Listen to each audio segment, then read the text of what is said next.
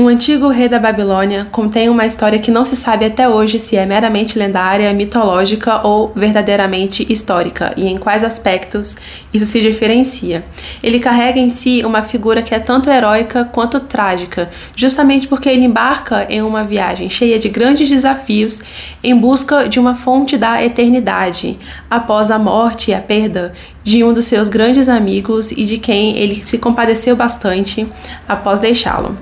Bom, para compreendermos um pouco melhor sobre a história desse grande rei, nós vamos dedicar esse vídeo inteiro à história do épico da epopeia de Gilgamesh. Vem comigo!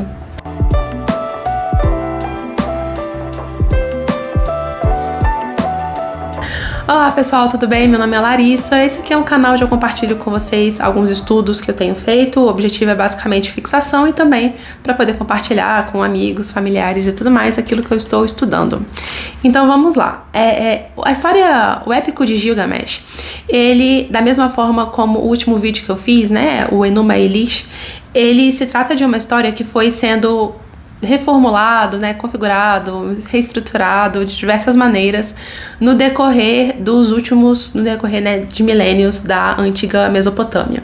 Então, nós estamos falando aqui de pelo menos algo em torno de uns 3.000 anos antes de Cristo, mas as primeiras tabuletas de argila, né, que foram encontradas, se você olhar, elas foram datadas na realidade de cerca de 2.000 anos antes de Cristo. Ou seja, nós estamos falando aqui de uma das histórias mais antigas, na verdade, a história narrativa mais antiga que nós temos em mãos, né, que chegaram até a gente. E essa história vai trazer pra gente uma série de reflexões sobre coragem, sobre o valor da amizade, sobre o que é a vida humana e sobre a morte também, né? Então ela vai trazer pra gente diversas reflexões nesse sentido. E essas histórias, ela tem uma repercussão muito maior do que a gente imagina.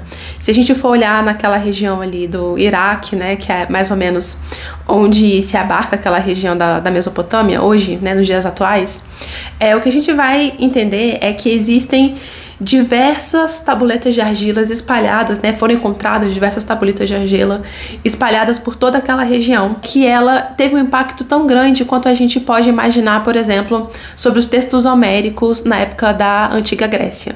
Porque nós encontramos, né, eles encontraram, né, diversas tabuletas de argila espalhadas por toda a Mesopotâmia em diversas datações no decorrer desses milênios anteriores à chegada de Cristo.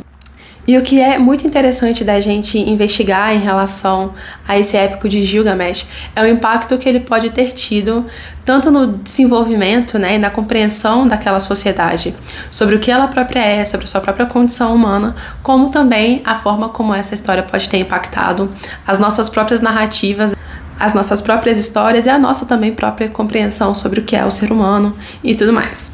Então vamos começar. A história de Gilgamesh vai começar de uma forma bastante épica, né? A gente vai ter aqui ele relatando pra gente, o texto, né, relatando pra gente sobre como se tratava de uma pessoa excepcional, né? Sobre como que ele era incrível, como ele era esse rei, né, dessa grande cidade de Uruk, que ficaria um pouco mais pro sul da região da Mesopotâmia. E essa história, né, vai contar pra gente sobre como, esses trechos, né, vão narrar pra gente sobre como que ele era super sábio, como ele tinha uma série de conhecimentos, né, da era pré-diluviana, como que ele era, enfim, um grande guerreiro, ele de fato era um gigante, né, ele tinha, vai narrar o texto, 11 côncavos, né, se cada côncavo tem meio metro, então a gente pode colocar aí que ele tinha mais ou menos 11 metros e meio, então ele era, enfim, né, de acordo com a lenda, era um rei gigante e era um guerreiro muito poderoso. Acontece que a gente vai começar a ver o desenrolar de um drama que envolve não apenas o próprio personagem, mas o seu povo também. Porque como ele era o rei daquela região, e tinha, né, em si uma parte que era humana e uma outra parte que era divina, né, eram 2 terços divinos e 1 terço humano, Gilgamesh ele acaba se tornando uma espécie de tirano, né? Então, aqui na história, a gente vai ver no desenrolar das tabuletinhas que vão sendo apresentadas, Gilgamesh ele é apresentado como uma figura bastante ambígua, onde por vezes ele aparece como uma pessoa de, sei lá, uma moral muito elevada, ou de, sei lá, uma compreensão sobre o seu próprio papel e sobre o que ele é capaz de realizar bem mais madura, enquanto em outras circunstâncias a gente vai ver ele agindo de uma forma, digamos, questionável, né? Tomando ali decisões que vão impactar o seu povo, vão de alguma forma desagradar os deuses em diversas circunstâncias. E Gilgamesh, então, agora, né, nesse papel de tirano, ele, por conta da sua grande força, do seu grande poder, ele acaba afetando muito a forma como o seu próprio povo o percebia. Eles acabam reclamando bastante para os deuses sobre as coisas que Gilgamesh fazia. Então ele enfrentava todos os jovens daquela região para ver se alguém era capaz de enfrentá-lo, e quando ele ficava muito entediado, ele acabava fazendo ali uma série de arruaças e bagunças que incomodavam muito aquela população. E o que foi uma espécie de gota d'água é ele exigir que as mulheres que fossem se casar, né, primeiro tivessem, enfim, contato com ele antes de se unirem aos seus maridos. E isso gerou uma revolta, né, tão grande naquela cidade que as mulheres rogaram aos deuses para que pudessem fazer alguma coisa, e os deuses ouvem essas súplicas e decidem então criar uma criatura que pudesse se contrapor a Gilgamesh, chamado Enkidu.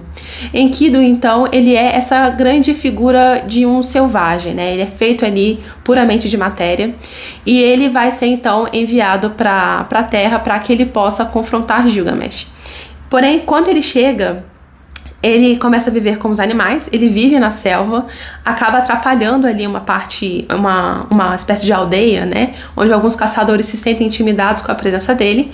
Um desses integrantes vão para a cidade de Uruk pedir ajuda, e Gilgamesh concede a eles uma meretriz, que vai de encontro a Enkidu com o objetivo meio que de civilizá-lo, né, meio que de domá-lo. Eles acabam se unindo por 6 dias e 7 noites, e ela vai ensinar para ele uma série de hábitos que o civilizam. Então vai ensinar ele a comer, a beber, vai lavá-lo, vai colocar vestes nele. Enkidu então se torna uma espécie de homem civilizado, né? Começa a se tornar então um homem civilizado e decide ir para Uruk para enfrentar Gilgamesh, porque essa meretriz contou para ele, né, sobre todos os equívocos que esse rei cometia como tirano. E chegando lá, os dois acabam se enfrentando, mas ambos reconhecem a força e o poder um do outro, né? Não existe aqui um momento, pelo menos não deixou claro, se algum deles realmente chegou a ganhar o confronto. O que eu consegui perceber é que eles fizeram ali uma espécie de reconhecimento mútuo e se tornaram grandes amigos a partir de então. Fica claro para Enkidu, né, enquanto eles estão ali desenvolvendo essa amizade, que ele é o lado mais frágil dessa relação. E diante, né, e contemplando essa tristeza, né, e apresentando ela para Gilgamesh, ambos decidem partir para uma aventura, ir para a floresta de cedros para enfrentar uma grande figura mitológica chamada Umbaba, que era como se fosse o guardião daquela floresta. Bom, chegando lá, eles têm que passar por diversos desafios, eles fazem uma jornada bastante extensa. A floresta em si, né, tem uma série de truques e uma configuração meio mágica, assim, então eles caem no sono diversas vezes, eles têm sonhos estranhos enquanto eles estão passando por essa jornada. E quando eles finalmente encontram Umbaba, né, uma batalha épica, eles brigam entre si, Umbaba acaba sendo capturado e roga a Enkidu que o salve, né, para que ele não seja morto. Mas Enkidu convence Gilgamesh a realizar o ato de matá-lo, e de fato, né, Gilgamesh vai lá, pega uma espada e o decapita. E depois ele oferece a cabeça desse monstro mitológico, desse Umbaba, para os deuses, que ficam assim indignados, porque aquele guardião, ele tinha um papel fundamental dentro ali daquele ecossistema. E Gilgamesh e Enkidu, além de fazer isso, eles também, saem pilhando aquela floresta, pegando os itens de valor, pegando algumas árvores e tal. Eles matam os filhos de Umbaba, então assim, eles fazem uma verdadeira arruaça lá. Depois eles retornam para a cidade de Uruk, ali com todos os despojos daquele confronto, e Gilgamesh, então, ele vai se aprontar, ele vai se arrumar, colocar a coroa dele, os mantos e as vestes reais, e a deusa Ishtar, que era basicamente a deusa da guerra e do amor ao mesmo tempo, ela fica apaixonada por ele, né, enquanto ele se arruma e pede para se casar com ele. E Gilgamesh olha pra ela e fica, olha, beleza, valeu, mas eu já sei como que acabam os seus amantes, né? Todos eles aí acabam ou se tornando criaturas, ou eles acabam, enfim, né, tendo fins aí terríveis. E eu não vou me casar com você. Ele meio que debocha dela, assim, e ela se sente muito ofendida, né? Ela fica revoltada.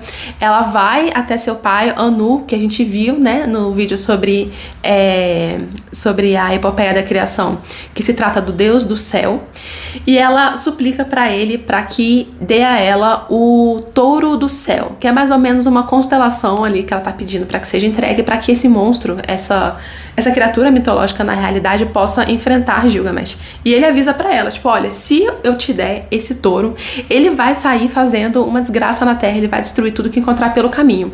E ela fala pra ele, olha, ou você faz isso que eu tô te pedindo, ou então eu vou abrir aqui as portas de onde ficam as almas dos mortos, eles vão ressurgir na terra e ninguém vai conseguir diferenciar quem é vivo e quem é morto. Anu então concede a ela esse touro e ela envia essa criatura mitológica para enfrentar Gilgamesh. Então aquela criatura chega assim, secando todos os rios, as árvores, ele chega fazendo assim um estrago naquela região e vai de encontro a Gilgamesh. Então é até interessante como que esse confronto começa, né? Ele bufa uma vez e aí o chão se parte e aí 100 homens caem nessa fenda, né? Nesse abismo. Depois ele bufa uma segunda vez e outros 200 homens caem nesse abismo. E aí quando ele vai na terceira, Enkidu vai pra cima dele e consegue segurá-lo pelos chifres. E Gilgamesh e grita, né? Pra que Gilgamesh faça alguma coisa. E Gilgamesh então pega uma espada e coloca ali entre os chifres e essa parte aqui de trás onde é feito o abate, né, de bois, touros, etc. E aí eles conseguem derrotar aquele touro, eles fazem uma grande festa, a população fica muito feliz porque, bom, ele conseguiu destruir uma criatura que estava destruindo toda aquela região. E os deuses, então, né, diante desse cenário, eles também ficam revoltados mais uma vez, porque já é uma segunda criatura que é muito querida pelos deuses, que é destruída por essas duas figuras, né, tanto por Gilgamesh quanto pelo Enkidu. Então, eles decidem que um deles deve morrer, né, nenhuma afronta, assim, pode permanecer impune. E como o Enkidu, ele era, como eu tinha dito mais cedo, né, o elo mais frágil dessa relação de amizade entre os dois, ele acaba sendo aquele que morre, né? Então ele tem um sonho onde ele vê essa assembleia dos deuses acontecendo e a decisão sendo tomada, ele adoece e definha até a morte. E Gilgamesh então fica completamente desolado, sério, é uma cena muito triste. Ele fica super mal porque Enkidu era aquele que era igual a ele, né? Era aquele a quem ele amava e tinha grande zelo, grande carinho. Então ele fica vários dias velando, faz com que a cidade inteira faça pra ele um grande funeral e só deixa, né, e só se desvencilha de Enkidu depois que ele começa a entrar em estado de decomposição. E depois que isso acontece, é como se Gilgamesh tivesse levado um baque, né? Porque contemplando a morte do seu melhor amigo, ele começa a pensar sobre a sua própria condição mortal, né? Sobre a sua própria parte mortal. E como que ele também poderia ser, enfim, né? Como que ele também poderia deixar de existir um dia. Então ele fica tão atordoado com aquelas reflexões, com aquele pensamento, que ele parte então em uma jornada imensa e cheia de grandes desafios, em busca de uma figura chamada Utnapishtim. Eu não sei falar direito, mas ele também é referenciado como super sábio. Esse super sábio, ele nada mais é do que aquele personagem que eu tinha comentado no nosso vídeo anterior, que tinha sobrevivido ao dilúvio, que tinha sido mandado pelos deuses para exterminar a humanidade, mas que acabou sendo poupado. Ele vai contar essa história pra gente mais pra frente, mas ele vai em busca dele porque a ele foi concedido o dom da imortalidade. E Gilgamesh quer ver com esse Utnapishtim como que ele fez para conseguir essa imortalidade, porque ele a quer também. Então, diversos episódios vão acontecer, né? Nesse início dessa jornada, ele vai enfrentar diversas criaturas. Primeiro ele vai acabar enfrentando meio que uma, sei lá, né? Eu não sei como é que se chama, matilha de leões? Eu não sei se é matilha o termo correto, mas ele vai enfrentar ali aquele bando de leões, ele vai conseguir destruir todos eles.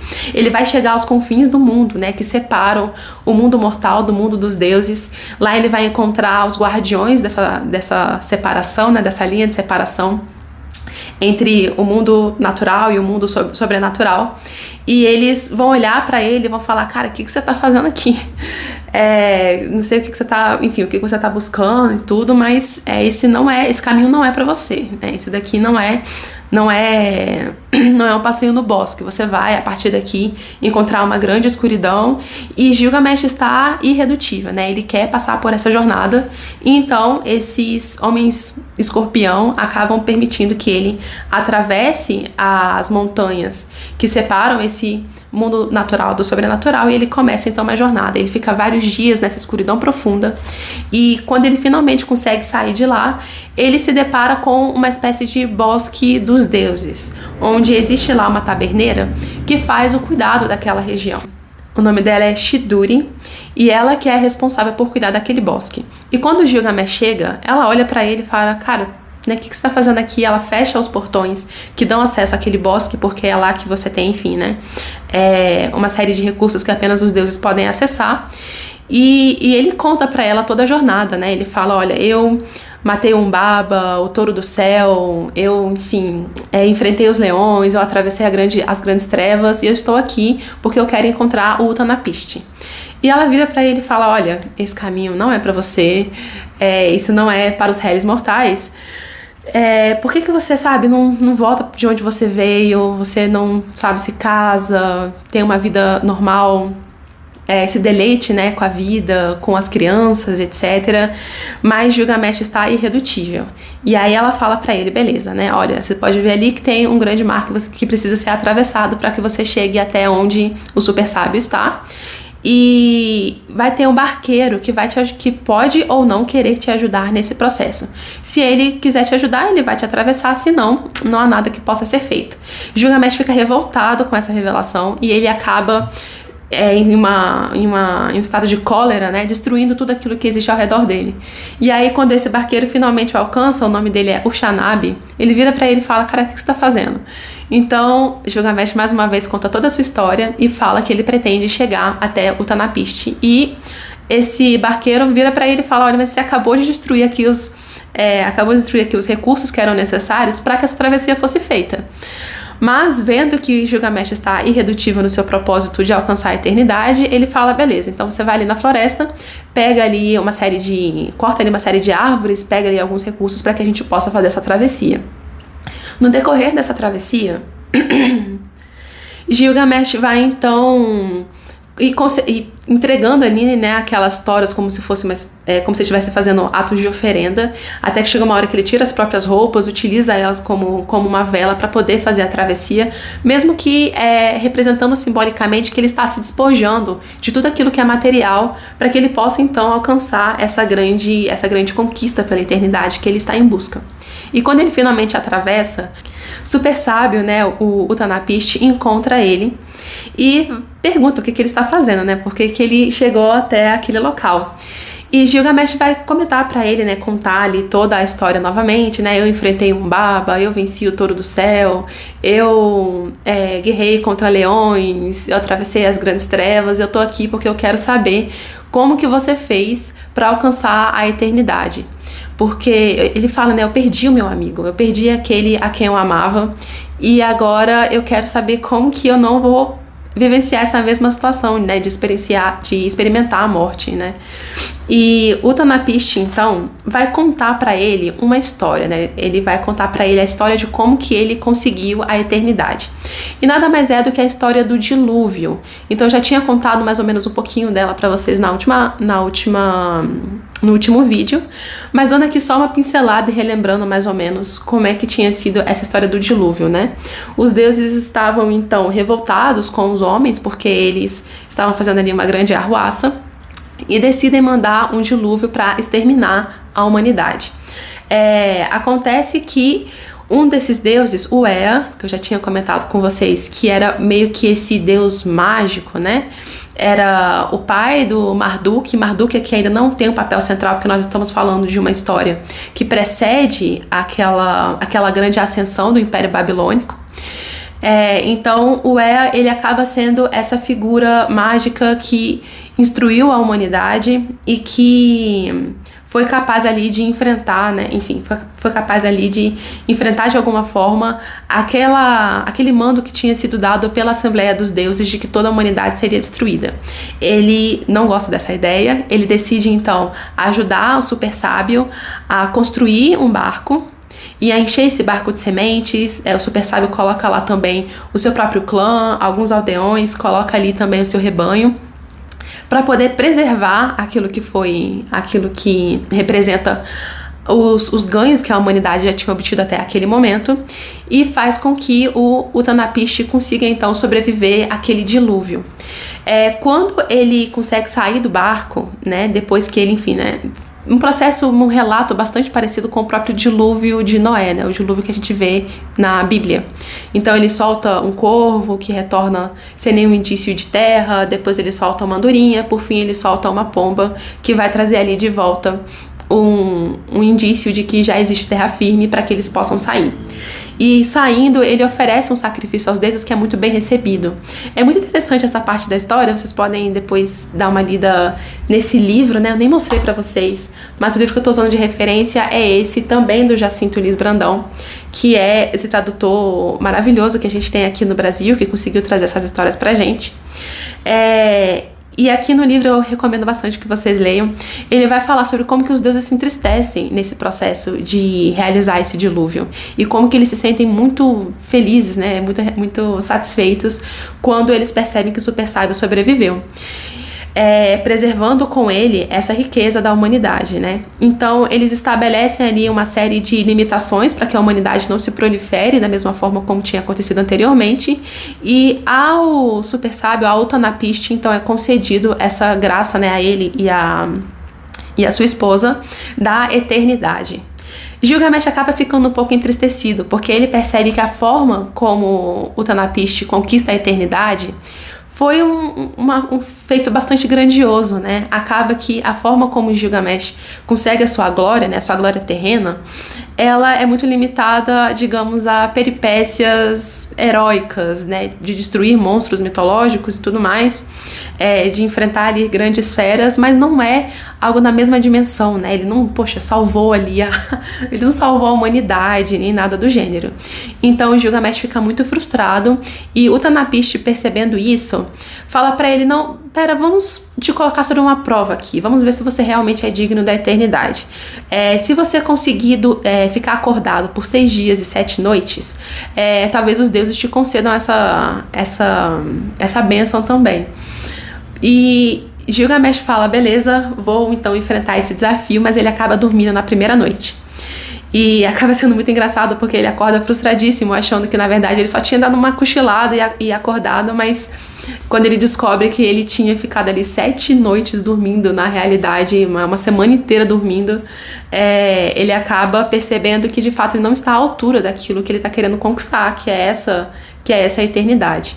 Então, ainda compadecido da tristeza e da frustração de Gilgamesh, Utnapishtim conta para ele que existe uma planta que não vai conceder a ele a eternidade, mas que vai conceder a ele pelo menos a juventude. Então o Gilgamesh entra ali no mar onde essa planta está, consegue pegar, mas ele meio que desconfia se aquilo dali é real ou não. Então ele decide levar aquela planta para sua casa, para ali sim, enfim, ver como que seria feito o consumo daquele alimento. E no processo de voltar, né, ali com a ajuda do barqueiro, uma serpente acaba abocanhando aquela planta e ele perde ela, né? E uma prova de que aquela planta realmente dava juventude é de que ela troca de pele.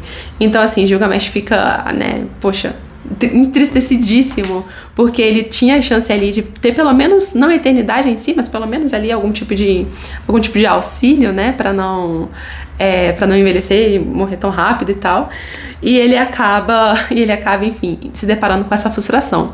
Mas uma coisa interessante é que essa história, ela não acaba exatamente triste, porque nessa jornada de retorno, né, quando ele chega e contempla a cidade de Uruk, ele percebe o bem que ele já tinha proporcionado àquela cidade. Então ele constrói grandes muralhas, ele faz ali ele já tinha feito, né, uma série de coisas pela cidade, em que ele olha e vira pro barqueiro e fala, nossa, contemple, né, esses tijolos aqui que foram dispostos. Ele começa a narrar um pouco de como é que tinha sido feita aquela construção, e ele percebe que aquela foi a forma de se eternizar, né, construir algo que pudesse de fato ter um valor pro seu povo, né, que tinha ali um papel importante na proteção daquela cidade e que de fato seria responsável por manter e preservar o nome de Gilgamesh, né, preservar a sua existência. E, bom, os seus feitos foram tão louváveis, né, independentemente de ter sido uma figura real ou uma figura lendária mitológica, os seus feitos, eles foram tão lendários que de fato chegam até nós, né, 4.000, 5.000 anos depois, e a gente tá aqui considerando essa história, essa epopeia de Gilgamesh, como uma das maiores heranças narrativas da humanidade, né. A gente está falando aqui basicamente do primeiro grande romance o primeiro grande romance literário que a gente tem em mãos. Isso acaba sendo muito interessante para a gente pensar sobre como as narrativas têm um poder importante na forma como a humanidade apreende e absorve, né, compreende a sua realidade, a sua própria condição humana, e também mostra sobre como os dramas humanos, eles não mudam, né, sobre como diante, né, da contemplação da perda de um ente querido, a gente também não se coloca na situação de refletir sobre a nossa própria condição e sobre... Enfim, né, e sobre o que a gente fez, o que a gente realizou em vida e tudo aquilo que a gente quer deixar como herança e como legado da nossa própria existência. Então Gilgamesh, ele é essa figura ambígua, né, ele não é um herói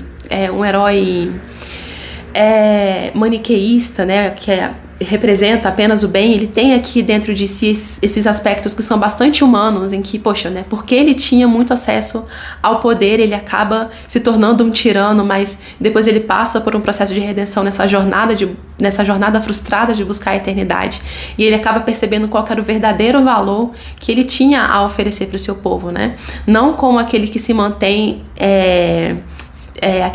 apegado a uma glória terrena, mas alguém que consegue realmente proporcionar um bem ali para aquela comunidade e que vai auxiliar, né, a perdurar a sua memória no decorrer da história da humanidade, já que até hoje a gente está comentando sobre esse livro. Então eu espero que vocês tenham gostado, foi um deleite aqui ler um pouco sobre essa história. Eu recomendo bastante a tradução dele, recomendo também uma edição comentada dele, que infelizmente eu não comprei porque é um pouco mais cara, mas que mais pra frente também eu vou dar uma relida nessa história, contando com os comentários do próprio tradutor. Então, muito obrigada por acompanhar até aqui e até a próxima. Tchau, tchau!